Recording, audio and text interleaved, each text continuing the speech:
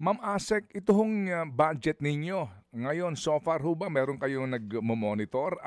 Kumusta po yung budget po ng 4-piece, particularly po in both houses? Meron ho bang idinagdag o ibinawas mula dito sa GAB from the House at ngayon po in the Senate na naaprubahan po nila?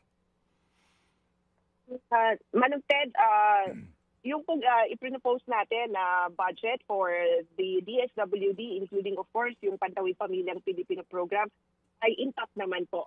After the deliberation sa House at sa Senate, intact po, no? Kung ano po yung pinopose natin ay siya rin naman pong na-approve. Okay, that's good. Do you remember the figure?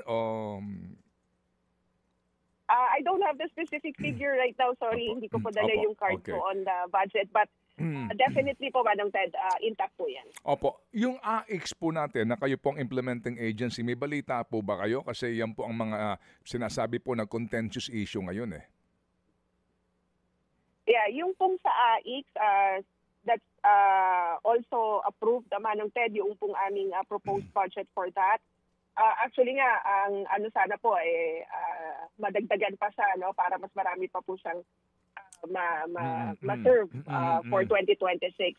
Mga kapatid, brothers and sisters, saan ka pa? Dito na tayo sa totoo. Dito na tayo sa True FM. Mga kapatid, mag-subscribe and follow po kayo sa social media accounts ng True Network PH. Yan po kami. Hanapin nyo lang True Network PH, Facebook, Instagram, YouTube, TikTok, and podcast.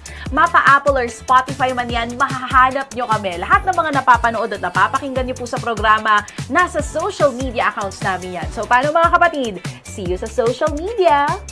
Ito tayo sa totoo, tunay at tapat.